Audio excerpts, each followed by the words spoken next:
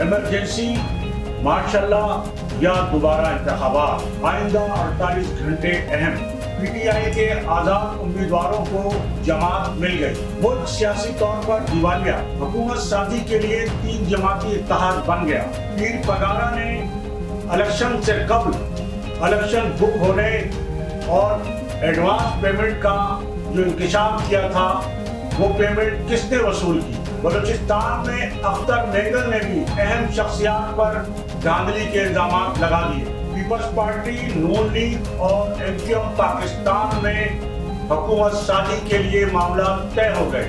مولانا فضل الرحمان متحدہ لندن اور P T I کے درمیان رابطے کا کام کر سکتے ہیں۔ کمشنر کراچی کا ضمیر کب جاگے گا؟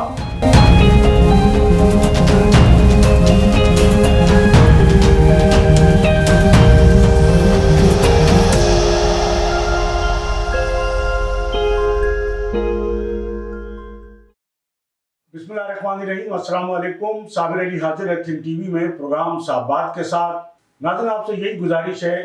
کہ آپ think T V H D channel کو سبسکرائب کر لیں، اپنے دوستوں میں شیئر کریں اور لائک کریں۔ اور اب ہم آتے ہیں جو اس وقت کی سیاسی صورتحال ہے۔ اس سیاسی صورتحال کے نتیجے میں ملک سیاسی طور پر دیوالیہ ہونے کے قریب ہے۔ اس سے پہلے تو ملک ڈیفالٹ ہونے جا رہا تھا اور مسلم لیگ نون اور پی ڈی ایم کا یہ دعویٰ تھا کہ عمران خان صاحب کی حکومت میں ملک ڈیفالٹ ہونے جا رہا تھا، دیوالیہ ہونے جا رہا تھا۔ ہم نے اپنی جو سیاسی ساکھ تھی اس کو داؤ پر لگا کر جو ہے ملک کو دیوالیہ ہونے سے، ڈیفالٹ ہونے سے بچایا۔ لیکن اب ایسا معلوم ہوتا ہے کہ ملک سیاسی طور پر دیوالیہ ہو رہا ہے، اس لیے کہ 8 فروری کے انتخابات کے بعد نتائج، جس طرح کے نتائج آئے، ان نتائج کی روشنی میں کوئی بھی جماعت، خاص طور پر 2 بڑی جماعتیں پاکستان پیپلز پارٹی اور مسلم لیگ نون، حکومت سازی سے انکاری ہیں۔ دونوں جماعتیں چاہتی ہیں کہ ان کا وزیر اعظم نہ آئے، وہ کوئی حکومتی ذمہ داری لینے پر تیار نہیں ہے۔ پہلے یہ خبر آئی کہ پاکستان پیپلز پارٹی نے مسلم لیگ نون کے وزیر اعظم کو صرف ووٹ دینے تک کی بات کی ہے، وہ وزارتیں نہیں لیں گے۔ لیکن اس کے بعد اب یہ بات سامنے آئی ہے کہ مسلم لیگ نون پاکستان پیپلز پارٹی میں معاملات طے پا گئے ہیں۔ لیکن دوسری جانب جو پی ٹی آئی کے آزاد ارکان ہیں وہ بھی جو ہے اپنی حکومت سازی کے لیے بالکل جو ہے تیار ہو چکے ہیں، اور پی ٹی آئی کی جانب سے وزارت عظمیٰ کے جو امیدوار ہیں عمر ایوب صاحب، انہوں نے کہہ دیا ہے کہ وہ مرکز اور صوبوں میں حکومت بنائیں گے۔ اب وہ مرکز اور صوبوں میں کیسے حکومت بنائیں گے؟ ظاہر ہے کہ یہ سوالیہ نشان تو ہے، لیکن اگر وہ یہ بات کہہ رہے ہیں تو آخر اس کی کوئی نہ کوئی بنیاد تو ہوگی۔ ایک جانب تو مولانا فضل الرحمان ان کے ساتھ ہیں، دوسری جانب پی ٹی آئی کو جو مخصوص نشستوں کے لیے خاص طور پہ جو ایک مسئلہ درپیش تھا جماعت ہونے کا، چونکہ پی ٹی آئی سے انتخابی نشان چھین لیا گیا تھا، تو اب یہ بات سامنے آئی ہے کہ جو سنی اتحاد کونسل ہے وہ اس سے پی ٹی آئی اتحاد کر رہی ہے، اور پی ٹی آئی کے جو آزاد ارکان ہیں وہ سنی اتحاد کونسل میں شامل ہوں گے۔ سنی اتحاد کونسل کے سربراہ صاحبزادہ حامد رضا خان صاحب ہیں، جو پی ٹی آئی کی سپورٹ سے جو ہے وہ الیکشن جیت چکے ہیں۔ اور دوسری جانب جو کے پی کے میں جو صورتحال ہے، جہاں پرویز خٹک صاحب نے ایک نئی پی ٹی آئی اپنی بنائی تھی، P T I parliamentarian, election میں بری طرح شکست کے بعد جو ہے وہ پرویز خٹک صاحب نے ظاہر ہے کہ پارٹی چھوڑ دی تھی، اور اب یہ بتایا جاتا ہے کہ پرویز خٹک اور جو پی ٹی آئی ہے، جو کے پی کے لوگ ہیں، ان کے درمیان معاملات طے پا گئے ہیں۔ اور پی ٹی آئی سے جو پرویز خٹک صاحب نے جو استعفیٰ دیا ہے پی ٹی آئی پارلیمنٹیرین سے، تو وہاں جو چیئرمین کا جو عہدہ خالی ہوا ہے پرویز خٹک سے، بتایا جاتا ہے کہ اس پر جو اصل پی ٹی آئی ہے اس کا چیئرمین آئے گا۔ ایک طرف پی ٹی آئی کے پی کے میں پی ٹی آئی پارلیمنٹیرین کے ساتھ آ رہی ہے، تو دوسری جانب سنی اتحاد کونسل سے بھی پی ٹی آئی کے آزاد امیدواروں نے جو اتحاد کر لیا ہے، اور جہاں وہ مرکز میں اور بلوچستان میں اور پنجاب میں جو ہے وہ حکومت سازی کے لیے تیار نظر آتے ہیں۔ اب جو ایک صورتحال چل رہی ہے کہ جی چونکہ ملک سیاسی طور پہ دیوالیہ ہوتا نظر آ رہا ہے، کوئی بڑی سیاسی جماعت جو ہے وہ حکومت سنبھالنے کی ذمہ داری جو ہے وہ قبول کرنے کو تیار نہیں ہے۔ پیپلز پارٹی کا اب تک یہی کہنا ہے کہ وہ حکومت کو وزیر اعظم جو نون لیگ کا ہوگا اس کو صرف ووٹ دیں گے۔ ابھی بھی جہاں تک ایک جانب تو معاملات طے ہونے کی خبریں آ رہی ہیں، تو دوسری جانب جو قومی جماع قاہرہ ہیں وہ بھی یہ بات کر رہے ہیں، دیگر اور رہنما بھی یہ بات کر رہے ہیں۔ تاج حیدر صاحب کا بھی یہ بیان سامنے آیا کہ نہیں، معاملات طے نہیں ہوئے، لیکن خواجہ آصف صاحب نے یہ انکشاف کیا کہ 3 جماعتوں میں، پاکستان پیپلز پارٹی، مسلم لیگ نون اور MQM پاکستان میں جو حکومت سازی کے حوالے سے معاملات طے پا چکے ہیں، اور اس کے نتیجے میں بتایا جاتا ہے کہ مرکز میں جو حکومت بنے گی اس کا وزیر اعظم مسلم لیگ نون سے ہوگا، جو شہباز شریف صاحب ہوں گے۔ لیکن پنجاب میں بھی پاکستان پیپلز پارٹی مسلم لیگ نون کو سپورٹ کرے گی، جہاں پیپلز پارٹی کو 2 سے 3 وزارتیں ملنے کی امید ہے یا توقع ہے، جبکہ مرکز میں پیپلز پارٹی مسلم لیگ کو سپورٹ کرے گی اور وفاقی کابینہ میں بھی شامل ہوگی اور اہم وزارتیں لیں گی۔ دوسری جانب جو آئینی عہدے ہیں، صدر پاکستان کا اور اسپیکر قومی اسمبلی کا، ان عہدوں کے لیے بھی پیپلز پارٹی کی مسلم لیگ نون سے ڈیل ہو گئی ہے اور وہ پیپلز پارٹی کو ملیں گے۔ دوسری جانب پاکستان پیپلز پارٹی میں سندھ میں جو وزارت اعلیٰ کے عہدہ ہے، اسپیکر، ڈپٹی اسپیکر کا عہدہ ہے، اور جو دیگر اس حوالے سے جو وزارتیں ہیں سندھ کابینہ کی، اس کے لیے جو ہے وہ بالکل مشاورے شروع کر دیے کہ وزیر اعلیٰ کون ہوگا، اسپیکر کون ہوگا۔ ڈپٹی اسپیکر کے لیے ولی خاتون ریحانہ لغاری صاحبہ کا نام آ رہا ہے، اسپیکر دیکھنا ہے کہ کون بنتا ہے، کیونکہ لوگ وزارتوں کے بھی خواہشمند ہیں۔ تو پیپلز پارٹی نے یہاں بھی اپنی تیاری کر لی۔ پھر بلوچستان میں بھی پیپلز پارٹی مسلم لیگ نون کے ساتھ مل کر حکومت بنائے گی، جہاں بتایا جاتا ہے کہ جو بلوچستان کا وزیر اعلیٰ ہوگا وہ پاکستان پیپلز پارٹی کا ہوگا۔ لیکن وہاں مسلم لیگ نون بھی اس بات کی کوشش کر رہی ہے کہ وزیر اعلیٰ جو ہے مسلم لیگ نون سے ہو۔ یہ تو ہیں حکومت سازی کے حوالے سے معاملات۔ دوسری جانب جو بلوچستان میں جس طرح کی الیکشن میں جو دھاندلی ہوئی ہے، اس پر جو بلوچستان کے جو انتہائی اہم رہنما ہیں اختر مینگل صاحب، انہوں نے وہاں جو خطاب کیا ہے، جو ظاہر ہے کہ نیشنل میڈیا پہ نہیں چلا ہے، جو مختلف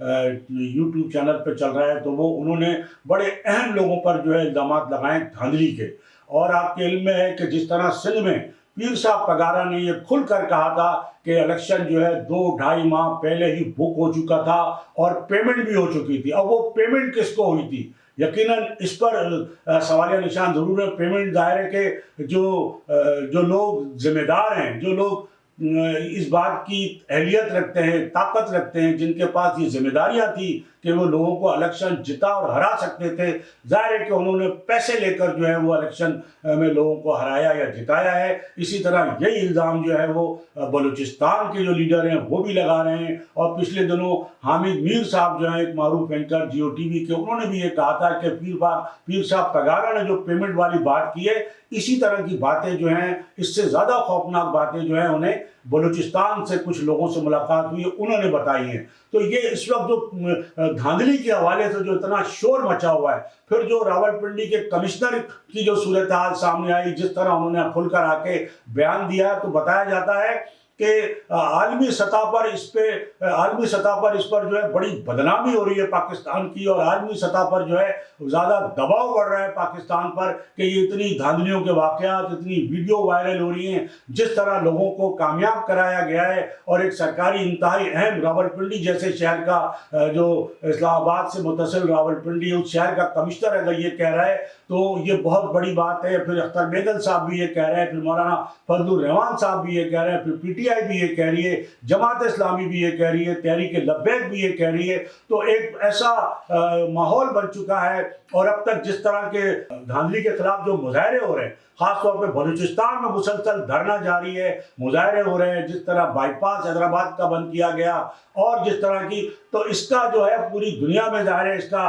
یہ خبریں ساری جا رہی ہیں۔ تو بتایا جاتا ہے کہ پاکستان کے ذمہ دار حلقوں پر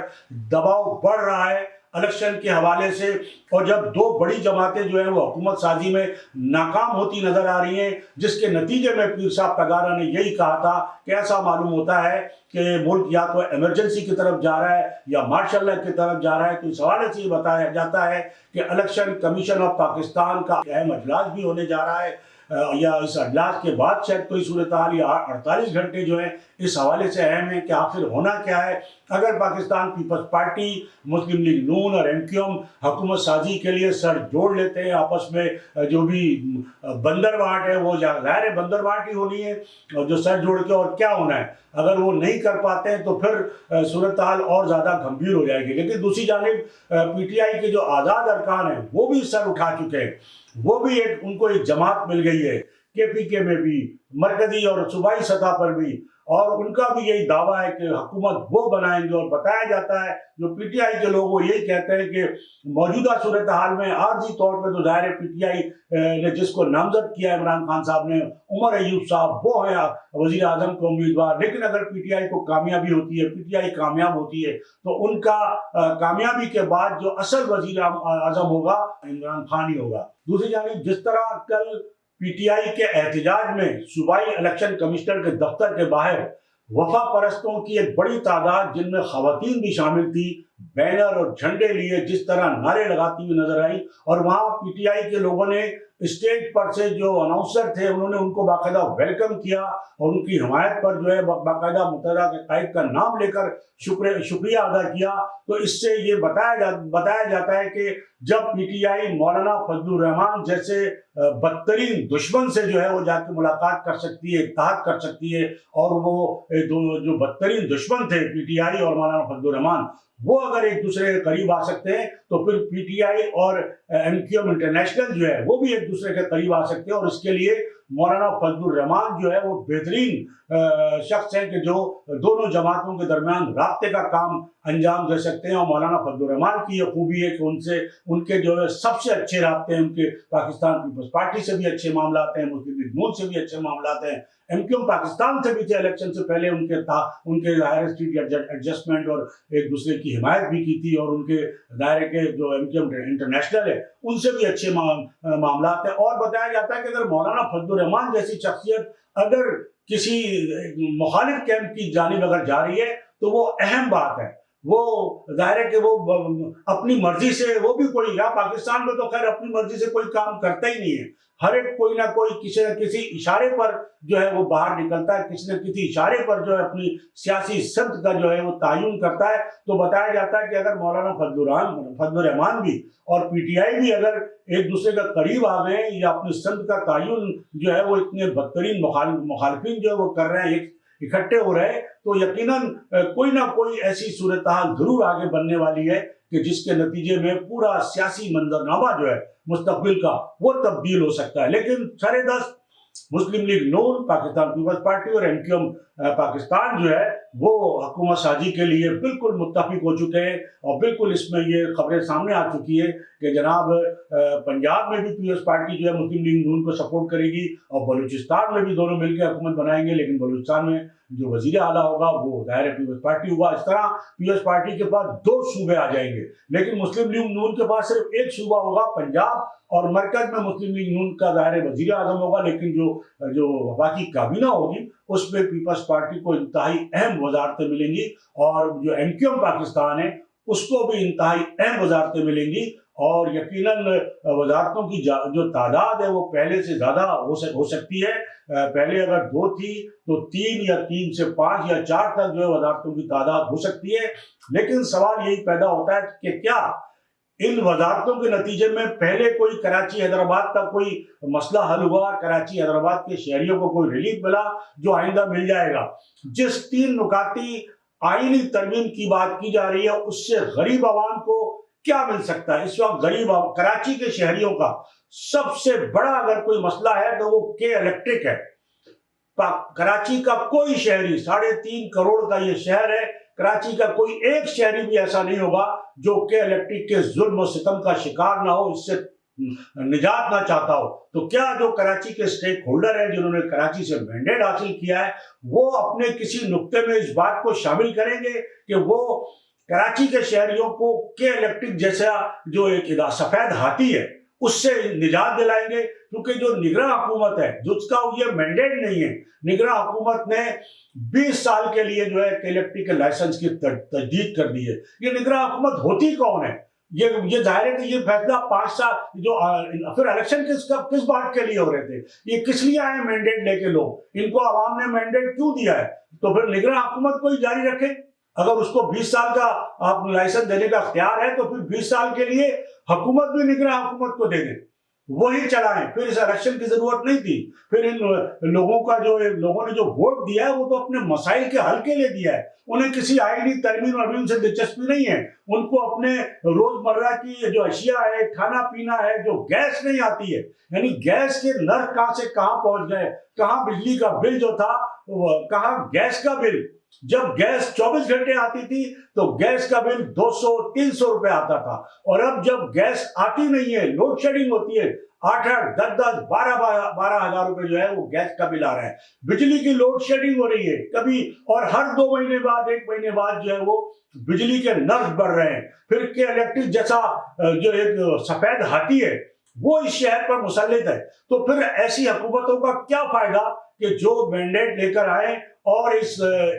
اہم جو ظالم ادارہ ہے کراچی کے شہریوں کے لیے، اس سے نجات